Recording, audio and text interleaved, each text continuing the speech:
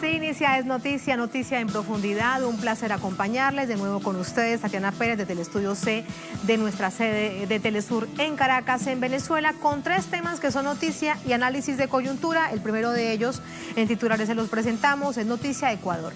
Tribunal de La Haya falló contra el Estado a favor de la transnacional Chevron. Según la sentencia, Ecuador denegó justicia, ahora deberá pagar una indemnización que aún no se ha determinado. Por este caso, Chevron enfrenta varias demandas. Los graves daños cometidos en la Amazonía son conocidos por el mundo entero.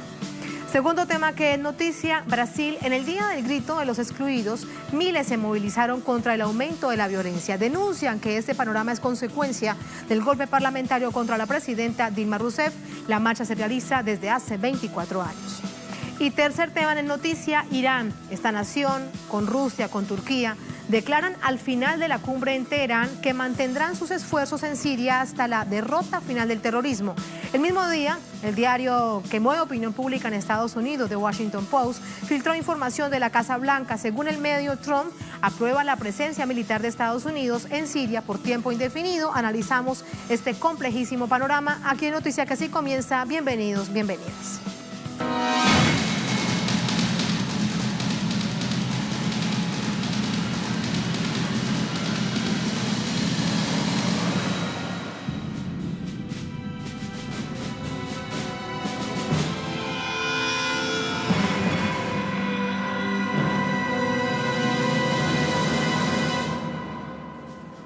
En Noticia Ecuador, este viernes el Procurador General del país informó que el Tribunal Arbitral Internacional de La Haya falló a favor de Chevron, alegando que la nación amazónica violó el Tratado Bilateral de Inversión.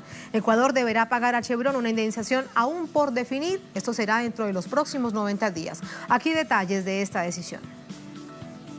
Una nueva decisión en la trama judicial por el desastre ecológico en la Amazonía ecuatoriana. La Procuraduría General dio a conocer que el Tribunal de La Haya consideró que Ecuador es responsable de violación del Tratado Bilateral de Inversión, de negación de justicia y negación de trato justo y equitativo a la petrolera. La decisión conlleva el pago de una indemnización que será anunciada por el tribunal en unos 90 días, así como la invalidación de la sentencia del Lago Agrio lograda por el gobierno de Rafael Correa, que ordenaba a Chevron el pago de 9.500 millones de dólares a la población de esa localidad por los daños ambientales ocasionados. Las víctimas deberán comenzar nuevas acciones judiciales desde cero. El procurador declaró que analiza las actuaciones de los abogados contratados por Ecuador durante el gobierno anterior por solicitud del secretario general de la presidencia, Eduardo Jurado. Con ello determinarán si hubo negligencia o fallo en la defensa de los intereses del Estado. 5 años atrás, el entonces presidente Rafael Correa emprendió una campaña internacional para denunciar los graves daños ambientales provocados por las operaciones de Chevron en la Amazonía ecuatoriana. La acción denominada La Mano Sucia de Chevron también buscaba contrarrestar una multimillonaria campaña de desprestigio que los intereses corporativos estadounidenses emprendieron contra su figura. En esa ocasión, Correa denunció que el daño ambiental provocado por Chevron en Ecuador es 85 veces peor que lo que hizo la British Petroleum en el Golfo de México y 18 veces más grave que el derrame del Exxon Valdez en Alaska. El gobierno de Correa identificó más de 1.000 piscinas de recolección de petróleo abandonadas por Texaco, actualmente Chevron, en 1986, en las que se estima que fueron derramados unos 18.000 millones de litros de agua con petróleo. Durante la cruzada de Correa por conseguir justicia para su país, múltiples personalidades de la política, el activismo y las artes hicieron presencia en la zona afectada para apoyar la causa contra Chevron. Entre ellos destacan el eurodiputado francés Jean-Luc Mélenchon, el actor y activista estadounidense Danny Glover, el cantautor puertorriqueño René Pérez, la diputada dominicana Cándida Sánchez, la actriz norteamericana Mia Farrow, el cantautor español Luis Eduardo Aute, entre muchos otros. El presidente Lenín Moreno, quien cumple visita oficial en Japón, no se ha pronunciado sobre el más reciente fallo de La Haya. ¿Qué dicen las víctimas de la Amazonía? Directamente, quienes han sufrido todo este impacto producto de este desastre ambiental. Le preguntamos a Cristian Sala, nuestro corresponsal desde Quito. Hola Cristian, ¿qué se sabe de ellos? Buenas noches, tras conocerse de este fallo. ¿Qué tal, Tatiana? Buenas noches, un saludo desde la capital ecuatoriana. Bueno, aquí vemos ya dos escenarios. Por una parte, la Procuraduría General del Estado, que esta mañana anunciaba a través del procurador Íñigo Salvador que esta resolución afectaría de manera directa a los procesos jurídicos que llevan directamente los afectados por la Chevron Texaco. Esto querría decir que los procesos quedarían anulados referente a esta indemnización que ellos solicitaban de 9.500 millones de dólares y que ya fue sentenciado en la Corte de Sucumbíos. Esto es lo que dice la Procuraduría, pero inmediatamente también reaccionaron los afectados a través de su abogado Pablo Fajardo, quien también es uno de los afectados, porque recordemos que él también es de Sucumbíos y es parte también de toda esta zona que fue contaminada por parte de Chevron Texaco. Y él manifestaba que el proceso que llevan exclusivamente los afectados es un proceso completamente independiente al que lleva a cabo el Estado directamente con Chevron. Hay dos versiones aquí que se contraponen. Una, la del Estado, que diría que todos los procesos jurídicos, incluyendo los de los afectados, estarían anulados, y los afectados que dicen que continuarán en las cortes internacionales exigiendo justicia. Una justicia que se espera se concluya a favor de ellos y que lleva ya más de 25 años exigiéndola. Sin embargo, como vemos, la Corte Internacional ha pedido y ha sancionado a Ecuador con esta indemnización con un monto que todavía no ha sido resuelto y que estará siendo concluyente en los próximos meses. Exactamente son 90 días los que se tiene para resolver. El procurador también ha mencionado que aquí solamente cabe la nulidad del proceso en esta instancia, y esta es la posibilidad que ellos barajan para poder defender al Estado como última instancia. Tres acápites importantes son los que tienen este laudo internacional y esta sanción. La primera, que el Ecuador es responsable por denegar justicia a la compañía Chevron. El segundo, que el tribunal declara que no se cumplió con un trato justo, equitativo y garantizado para el Tratado Bilateral de Inversiones. Y que el tercero y último, que Ecuador incumplió con los laudos arbitrales previos. Esta vendría a ser un resumen de la sentencia del laudo arbitral, un documento de 521 páginas que, reiteramos, según los afectados de la Amazonía, dicen que nada tiene que ver con sus procesos y que ellos continuarán con su lucha en cortes internacionales o en otras instancias donde Chevron quiera continuar esta batalla, Tatiana. Ante tanto desastre, ahora resulta que el Estado ecuatoriano es el que salía a deberle a Chevron. Vamos a ver qué dice un analista que ya presentamos de inmediato. Gracias, Cristian. Buenas noches. Buenas noches. Nos acompaña el doctor Ricardo Patiño, es canciller de la República del Ecuador. Él es dirigente del Movimiento de la Revolución Ciudadana, es ministro de Defensa. Doctor Patiño, un placer. Bienvenido y buenas noches. ¿Cómo está? Tatiana, ¿qué tal? ¿Cómo estás? Muchas gracias. Ayúdenos a entender el significado de esta decisión, porque como bien lo decía Cristian, hay tres razones por las cuales el Tribunal Internacional de la Haya dice que Ecuador falló al no permitido, por ejemplo, un trato justo a la petrolera estadounidense Chevron. A ver, en primer lugar, hay que decir algo que viene desde el origen de esto. La empresa Chevron se fue del país en el año 1992. No era Chevron, era Texaco en aquella época. Y el Tratado Bilateral de Protección de Inversiones recién se firmó en el año 1995. Por tanto, no podía aplicarse por un principio elemental jurídico, no podía aplicarse con efecto retroactivo. Pero lamentablemente estos tribunales internacionales no son de injusticia, son algunos tribunales internacionales de injusticia, y que están aplicando el Tratado Bilateral de Inversiones en forma retroactiva. Esto es gravísimo. Y desde ahí, digamos, la objeción inicial del Ecuador de que se trataran los temas, digamos, que Chevron trató contra el Estado ecuatoriano por la contaminación que ellos produjeron desde el 65 hasta el 90.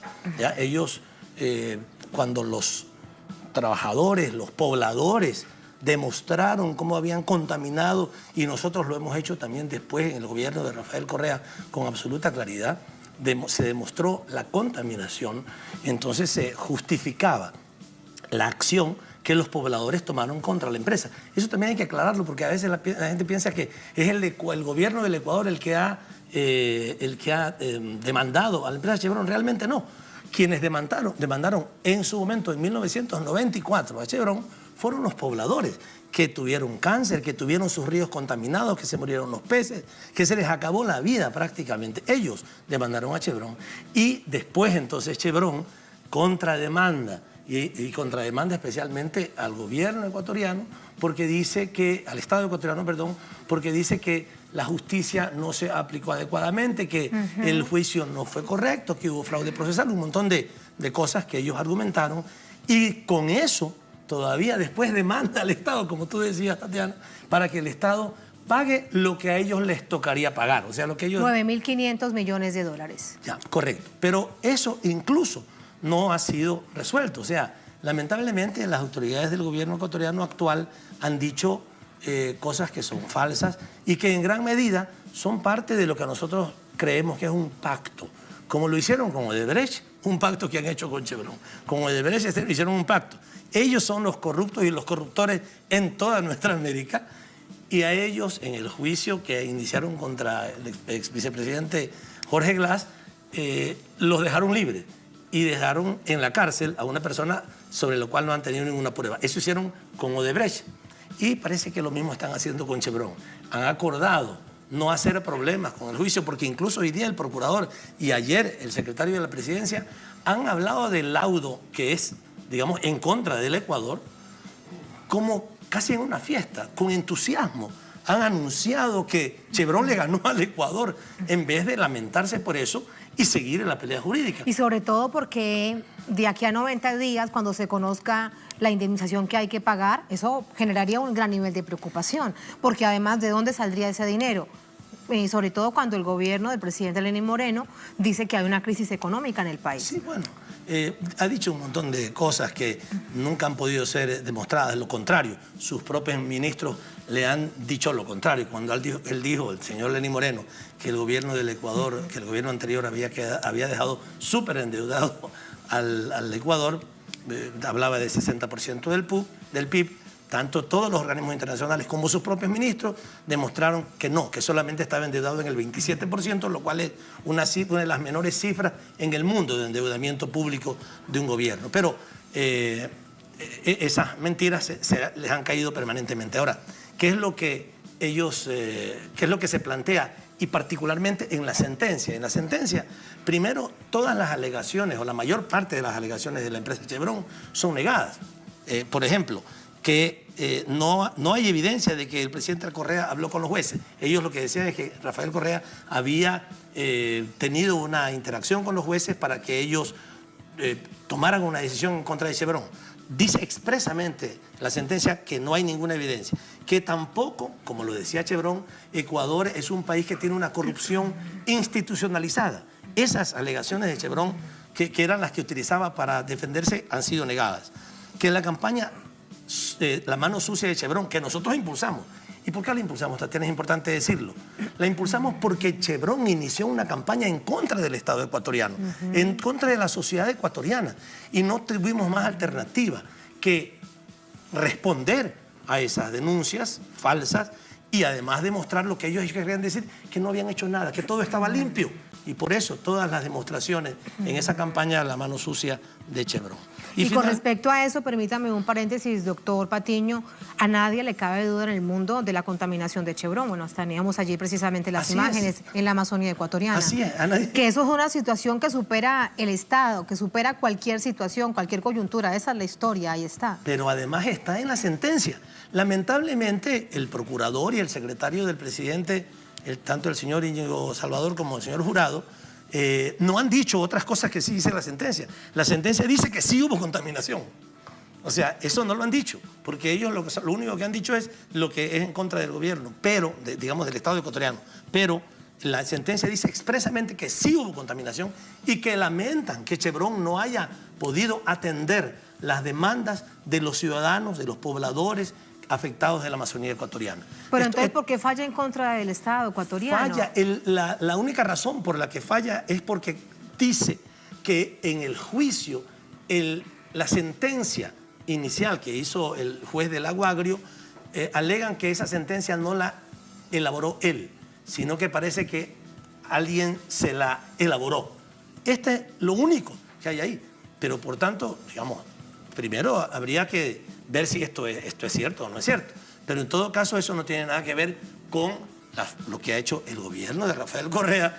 Es decir, todas las acusaciones contra el gobierno de Rafael Correa han sido desechadas en el juicio, en la propia sentencia, y lo único que dicen es que la sentencia no habría sido redactada por el juez, sino que se la habrían redactado y por eso entonces anula la sentencia. Pero que quede claro que todo lo otro, la contaminación, las afectaciones sobre las personas, el hecho de que el gobierno del presidente Rafael Correa no hizo ninguna acción irregular en términos de haber presionado a los jueces, y lo dice, ni durante ni después del juicio, ni de la sentencia, en ningún momento.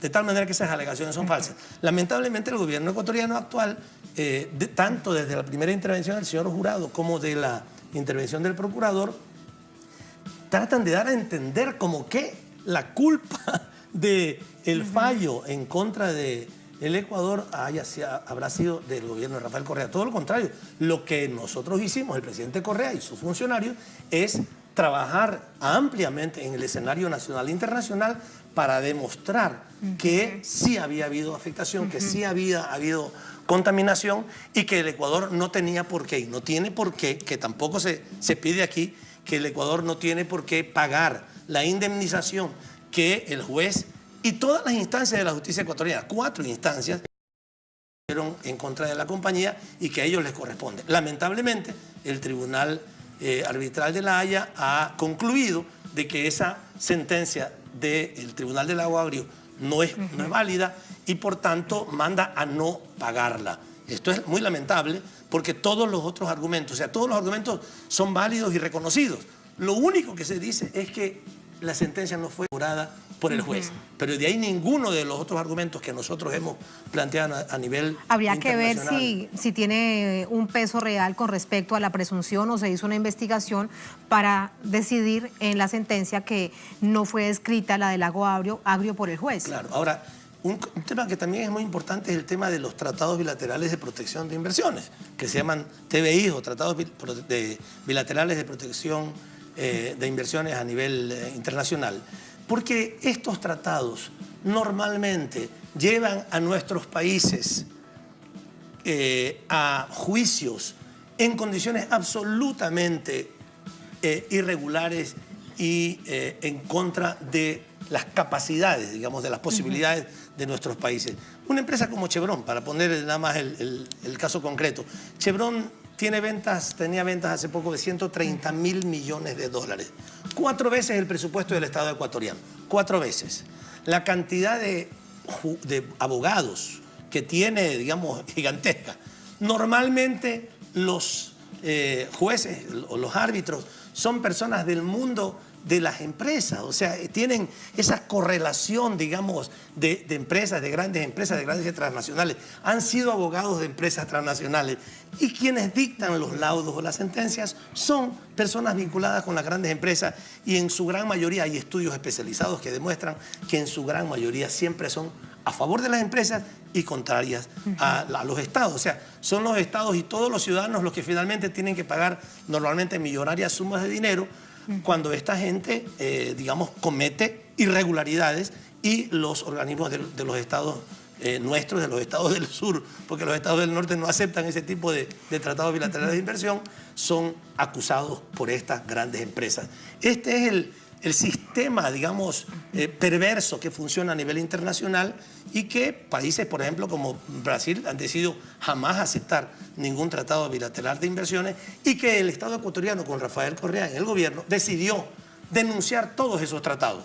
No porque le dio la gana a Rafael Correa, sino porque se hizo una auditoría de lo que han significado los tratados bilaterales de inversión y en esa auditoría se demostró que no habían tenido ningún impacto positivo en las inversiones. Supuestamente son tratados para motivar, para, digamos, provocar una decisión de las empresas de invertir, de incentivar la inversión. No tuvieron ningún efecto en las inversiones en 30, 40 años que han estado vigentes y lo único que se han tenido es efectos dañinos porque hemos tenido como gobierno, el gobierno del Ecuador, el Estado ecuatoriano, durante muchos años que pagar fuertes indemnizaciones cuando el Estado finalmente ha hecho cumplir su ley, como en el caso de Chevron, en el caso de Oxy, que también nos tocó pagar hace poco 1.000 millones de dólares, ¿verdad? Cuando el Estado se ha puesto firme, ha hecho cumplir su ley, normalmente es acusado, denunciado ante estos organismos que normalmente tienen resultados o sentencias en contra de nuestros estados. Doctor Y Patiño. lamentablemente, solo para terminar, el gobierno actual decidió revertir la decisión del gobierno de Rafael Correa de denunciar todos los tratados y ha pedido que vuelvan todos a estar vigentes, con lo cual vamos a tener seguramente dentro de un tiempo más otro tipo de demandas de esta naturaleza y otra vez se va a afectar la población ecuatoriana. ¿Y qué va a pasar con la demanda de la población afectada de la Amazonía? Cristian Brien nos estaba diciendo que hay dos líneas y eso puede generar realmente confusión. Dice el abogado a través del Twitter, incluso lo veíamos en la tarde, que una cosa es una cosa y otra cosa es otra cosa. Es decir, una cosa es esta decisión que se toma el tribunal por parte del Tribunal de la Haya, otra son las acciones judiciales de la población de la Amazonía. ¿Quién realmente podrá decir cuál es la realidad y cuál es el camino que continúan los abogados de las poblaciones afectadas para que puedan avanzar en la demanda? Tatiana, lo que dice el laudo es que esa sentencia no es válida, insisto, solamente porque el señor juez no habría redactado la sentencia. No dice nada más. Dice que sí hubo contaminación. Dice, por tanto, que hubo afectaciones. De tal manera que incluso deja, digamos, en libertad a los pobladores a continuar las acciones individuales que ellos quisieran impulsar, digamos, las acciones en defensa de sus afectaciones. Lamentablemente, ese fallo o esa sentencia que se dictó en el año 2011 en Lago Agrio ha sido, digamos, anulada por este Tribunal Internacional y, por tanto, se les va a complicar a los pobladores de la Amazonía, que ya tenían un fallo a su favor de 9.000 millones de dólares, de que Chevron les pueda pagar. Pero bueno, ellos tendrán que hacer, digamos, su defensa jurídica a efecto de que sus derechos, y particularmente el derecho a ser indemnizados, ellos sí, por toda la contaminación que se produjo irresponsablemente. Todos la conocemos, no es posible ahorita entrar en detalle, pero la contaminación fue perversa, a propósito, de parte de la compañía Texaco en aquella época, que después se juntó con Chevron, contra los pobladores de la Amazonía. El daño en nuestra Amazonía, esta reserva fundamental para la sociedad, una reserva ambiental de la sociedad, fue destruida en miles de hectáreas por esta empresa Texaco en su momento, y la sentencia o el laudo no deja en la indefensión a los pobladores, les dice, ustedes pueden hacerlo. Lamentablemente ese fallo ya lo anularon. Sin embargo, pues los pobladores podrán ejercer sus acciones jurídicas. Y ante ser el Tribunal de la Haya no hay ningún tipo de apelación. Entiendo que sí, se puede apelar ante un tribunal, entiendo que del Reino Unido, la nulidad del fallo. No es muy fácil que se gane, porque normalmente, insisto, esto tiene que ver con los intereses de grandes empresas transnacionales que tienen un poderío. Yo hablaba solamente de las ventas de Chevron, pero agrégale a eso los contactos, las relaciones que tienen en todos los países del mundo, incluso a veces hasta la concepción, el criterio que hay, digamos, eurocentrista o de los países desarrollados, los países capitales desarrollados, que en muchas ocasiones consideran que los subdesarrollados no tienen sus organismos judiciales correctos, que quieren sacarle plata a las grandes empresas, que quieren aprovecharse para sacarle plata a los pobrecitos. No, realmente la situación no es de esa manera. Por ello, digamos, yo no veo que sea muy fácil que se logre, que se anule ese laudo, pero le corresponde al Estado ecuatoriano, en vez de estar amenazándonos, porque lo que están haciendo están dos funcionarios del gobierno, bueno, un funcionario del gobierno y el procurador, el funcionario del gobierno particularmente, amenazando al presidente Correa y a los funcionarios de su gobierno de que nos van a pedir la repetición y se van a pedir que nosotros devolvamos los recursos que se utilizaron para la defensa del Estado ecuatoriano, como correspondía y como corresponde hacer. Era inaceptable que ante la agresión que Chevron desarrolló contra el Estado ecuatoriano en todos los países del mundo, o sea, fue increíble la agresión que provocó tratando de desprestigiar la institucionalidad del país, que nosotros nos quedáramos callados y que no hiciéramos nada. Teníamos que responder jurídicamente a través del procurador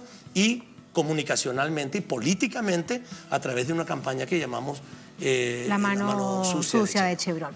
Doctor Patiño, para despedirlo, ¿regresa a su país con labores del movimiento? Sí, tenemos mucho que hacer. El país lamentablemente ha sido afectado por un gobierno que ha actuado irresponsablemente en muchos niveles, en muchos aspectos. Creemos que las medidas que han ido tomando desde que se posesionó son medidas que han afectado a la población, le han hecho mucho daño a la economía, a la macroeconomía. Han permitido que créditos que asumieron, muchos créditos al principio del gobierno, se fueran como un barril sin fondo a través de las importaciones y no han cuidado la macroeconomía y ahora están desesperados por conseguir recursos. Pero en esa desesperación, en vez de cobrarle a las grandes empresas que han evadido impuestos, que no han pagado sus impuestos a tiempo, en vez de hacer eso, que son algunos miles de millones de dólares, han decidido subir el precio de los combustibles, subir las tarifas telefónicas, despedir masivamente a trabajadores. Esto es gravísimo, el efecto que está teniendo eso en una economía a la que han que han provocado que una economía que estaba en crecimiento cuando nosotros dejamos el gobierno, ahora haya comenzado a andar con mayor lentitud. El nivel de desempleo es muy alto y la población ha decidido comenzar a movilizarse para reclamar por eso. Hay una manifestación ciudadana el próximo jueves 13 de septiembre en donde la población estará en la posibilidad de decirle al presidente Lenín Moreno que rectifique, porque además de los daños que ha hecho en el manejo económico y en las medidas económicas, otra grave situación es que no ha cumplido absolutamente ninguna de las ofertas de campaña. Así es que estaremos el jueves allá de manera frontal con nuestra ciudadanía reclamando al gobierno de Lenín Moreno por lo que nosotros llamamos el desgobierno. Eso será el día jueves en la tarde y estaremos entonces en Quito para esa. Muchas gracias, doctor Patiño. Gracias por ayudarnos a entender la complejidad de este fallo y bueno, ahí estaba el panorama. Un placer y muy buenas noches. Gracias a ti. Desde este lado del estudio nos vamos a la primera pausa en esta emisión de Noticia. Al volver en Noticia Brasil. En el Día de los Excluidos, miles se movilizan contra el aumento de la violencia. Denuncian que este panorama es consecuencia del golpe parlamentario contra la presidenta Dilma Rousseff.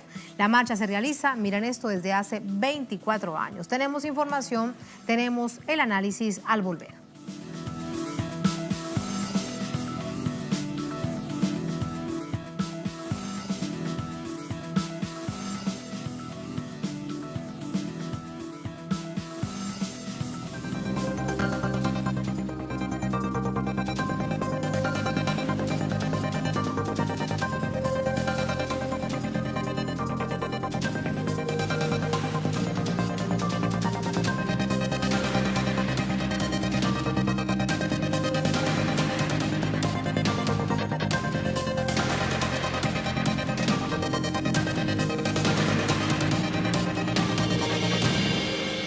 En Noticia Brasil, este 7 de septiembre, un nuevo grito de los excluidos reúne a cientos de víctimas de la histórica desigualdad social en el país. Bajo el lema "Desigualdad genera violencia, basta de privilegios", los brasileños denuncian los efectos del golpe de Estado, aseguran que la independencia que hoy conmemoran ya no existe. Aquí tenemos los detalles. Múltiples movimientos populares del campo y la ciudad, así como organizaciones juveniles y militantes de izquierda, protagonizaron este viernes el 24º Grito de los Excluidos en Brasil. Este año la tradicional manifestación denuncia el aumento de la desigualdad social y la violencia. Además, exige el retorno de las políticas sociales arrebatadas al pueblo por el gobierno de facto de Michel Temer. A las exigencias de la movilización se suma la libertad del expresidente Luis Inácio Lula da Silva y su derecho a llevar adelante la candidatura presidencial. Los brasileños rechazan la persecución política y judicial contra el líder político y exigen el retorno de la democracia por medio de elecciones justas. Pedimos derechos para los trabajadores, luchamos contra la exclusión del trabajador y utilizamos el 7 de septiembre para discutir la desigualdad y los retrocesos que vivimos en este país. Necesitamos un Estado fuerte que garantice nuestros derechos. Por eso estamos en la calle con nuestro grito. Fuera Temer, Lula libre, Brasil adelante y los trabajadores juntos en el Grito de los Excluidos 2018. En las principales ciudades del país, como Brasilia, Sao Paulo y Río de Janeiro, las concentraciones iniciaron en paralelo al desfile militar por los 196 años de la independencia de Brasil. Los descendientes de quienes resistieron frente a la colonización portuguesa y los que lucharon contra la dictadura militar hoy enfrentan una nueva batalla contra el neoliberalismo. Esta es una respuesta de todos los movimientos sociales del proyecto que se vende sobre la independencia de Brasil. Nuestro país no se independizó después del famoso grito de la independencia, y el pueblo no estuvo y no está al margen de este proceso. Seguimos en la lucha por la independencia de Brasil, por más soberanía nacional, por democracia, por más justicia social. El grito de los excluidos se realiza cada 7 de septiembre desde hace 24 años en expresión de rechazo a los males históricos que sufre el pueblo de Brasil. Esta vez, las medidas de un gobierno que les quita las conquistas alcanzadas y agudiza la dependencia de los capitales internacionales. El grito, la marcha del grito de los excluidos. ¿Cómo se vivió en Río de Janeiro? Le preguntamos a André Vieira, nuestro corresponsal permanente allí en esta ciudad brasileña. Hola André, cuéntanos. Hola, soy Tatiana, saludos a ti, saludos a nuestra audiencia aquí en Es Noticia. Aquí en Río de Janeiro fue un acto muy bonito también, y aquí en Río de Janeiro, además de esta pauta nacional, que es justamente denunciar que la desigualdad es justamente la que genera la violencia aquí en este país, aquí en Río de Janeiro unas pautas específicas, Tatiana, como por ejemplo una exigencia de los movimientos sociales para que se aclare el asesinato contra la concejala de Río de Janeiro, Marielle Franco, y su chofer, Anderson Gómez. También aquí en Río de Janeiro las personas, los ciudadanos marcharon en el día de hoy también para exigir el fin de la intervención militar aquí en el estado de Río de Janeiro, esta intervención militar practicada por el gobierno de facto de Michel Temer. Así que fueron diferentes pautas en el día de hoy, pero también marcharon para rechazar la violencia contra el candidato de la extrema derecha, Jair Bolsonaro. Sé que son muchas pautas aquí en Río de Janeiro, pero también una movilización que se suma a estas movilizaciones que ocurrieron en diferentes rincones de este país. Aquí en las 5 regiones ocurrieron movilizaciones este 7 de septiembre. Desde hace 24 años se realizan estas movilizaciones. Te quiero pedir un poco de historia, André. ¿Cómo nacen? Esencialmente, ¿qué es lo que se denunciaba? ¿Cuáles eran las reivindicaciones?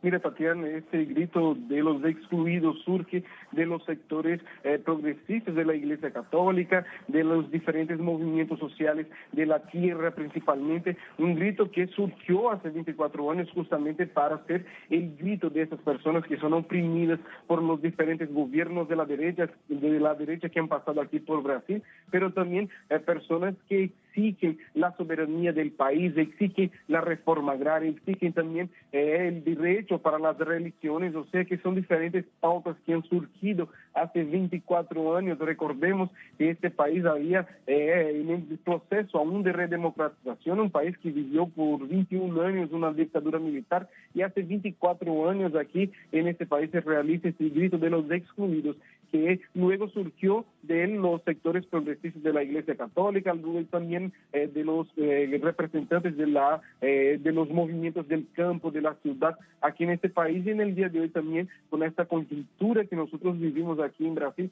también en el día de hoy fue un grito para exigir libertad para Lula da Silva, recordar que Lula da Silva, Tatiana, recordemos en el día de hoy exactamente, son 5 meses desde la prisión de Lula da Silva el pasado 7 de abril, así que el grito de los excluidos en el día de hoy también fue para exigir la libertad de Lula da Silva y también que el Estado brasileño garantice su derecho de participar en las elecciones, como ya ha decidido el Consejo, el Comité de Derechos Humanos de la Organización de las Naciones Unidas, Tatiana.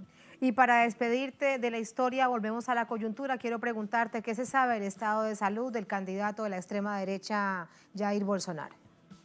Mira, en el día de hoy él ya se ha pronunciado por medio de sus redes sociales y también por medio de sus hijos, que también hacen parte de este grupo de la extrema derecha, ha anunciado que está bien, pero él tiene que estar descansando por algunos días, ya que ha pasado por un proceso quirúrgico muy grande ahí, y debe estar lejos de las calles por lo menos por 10 días. También, Tatiana, en el día de hoy fue un día muy importante para la izquierda rechazar cualquier tipo de violencia contra los candidatos o contra cualquier ciudadano aquí en este país. Recordaron también que denunciaron además que este sector que en este momento está denunciando, acusando incluso a la izquierda de practicar un acto como este, lo que ya fue no fue confirmado por la izquierda, incluso que está denunciando los intentos de hacer de la izquierda como la culpable por esta cuestión que pasó con Jair Bolsonaro, pero la izquierda en el día de hoy recuerda que este mismo sector de la extrema derecha que ahora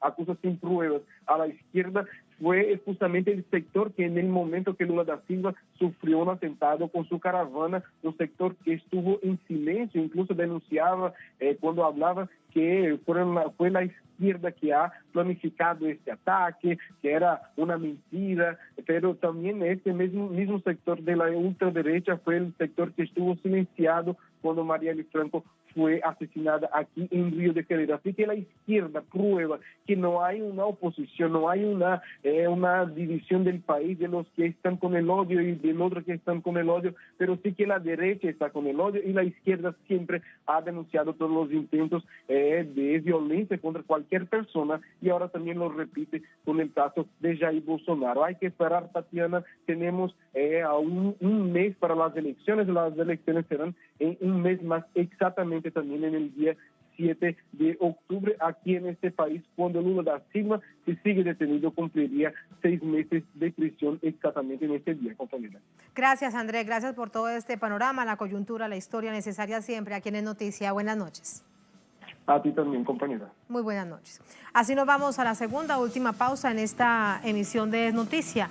Al volver, en Noticia, Irán. Esta nación, Rusia y Turquía, declaran al final de la cumbre en Teherán que mantendrán sus esfuerzos en Siria hasta la derrota final del terrorismo. El mismo día, el diario estadounidense The Washington Post filtra información de la Casa Blanca. Según este medio que mueve la opinión en Estados Unidos, Trump aprueba la presencia militar de Estados Unidos, miren esto, en Siria por tiempo indefinido. ¿Qué significa esto en ese contexto del final de la guerra que tanto y tanto se anhela por parte de aliados, sobre todo por parte del pueblo sirio? Lo analizamos al volver aquí en Noticia.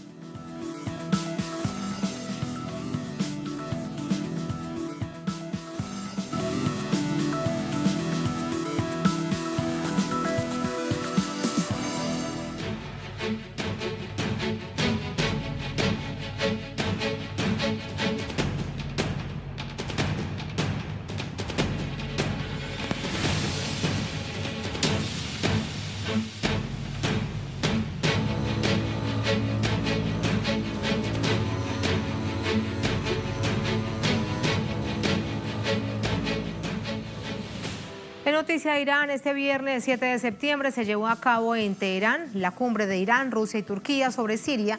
Allí se trató el tema de la guerra con el ojo puesto en el fin de la misma. Todo esto bajo el rechazo de países occidentales. Pese a las amenazas y la resistencia de Occidente, este viernes se llevó a cabo en Teherán la cumbre tripartita entre Irán, Rusia y Turquía para definir las acciones de cooperación por la paz y la estabilidad en Siria. El presidente iraní Hassan Rouhani señaló que los esfuerzos conjuntos de los tres países han mitigado el derramamiento de sangre en Siria y han abonado el terreno para el diálogo constructivo del pueblo sirio. El líder islámico ofreció un balance del estado de cosas en Idlib. La situación de Idlib es una de las más sensibles e importantes para la opinión pública internacional. Por un lado, tenemos a un alto número de terroristas del Frente Al-Nusra, del Estado Islámico y de otros grupos terroristas en la zona de Idlib, quienes atentan contra la seguridad del pueblo sirio y con sus actos terroristas continúan siendo ilegales y antihumanos.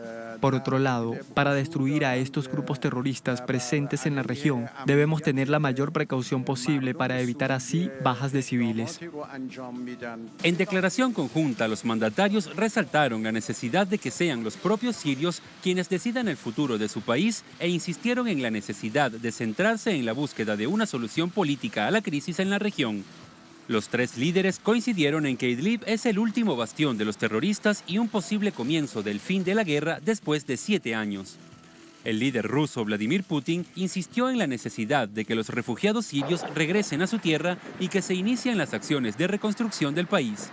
También abogó por un criterio consensuado para combatir el terrorismo, evitando las bajas civiles. Además, Putin defendió el derecho de Siria a ejercer su soberanía. El legítimo gobierno sirio tiene todo el derecho y eventualmente debe tomar control de todo su territorio nacional. Por su parte, el presidente turco Recep Tayyip Erdogan insistió en la necesidad de un cese al fuego para prevenir un nuevo derramamiento de sangre, además de evitar poner en peligro a los casi 3 millones de civiles que habitan la zona. Si podemos asegurar un cese al fuego aquí, estaríamos dando uno de los pasos más importantes en esta reunión. El asistente especial para asuntos políticos del Ministerio iraní de Exteriores, Hussein Javeri Ansari, remarcó la importancia de la cumbre y afirmó que la mayor parte de Siria está limpia de la presencia de los grupos terroristas. El presidente estadounidense Donald Trump advirtió esta semana a Rusia, Irán y Siria que la ofensiva en Idlib supondría un grave error y acarrearía una tragedia humanitaria. La víspera, Estados Unidos, Francia y Reino Unido advirtieron al gobierno sirio que tomarían medidas, posiblemente militares, si este utiliza armas químicas en su ofensiva contra Idlib.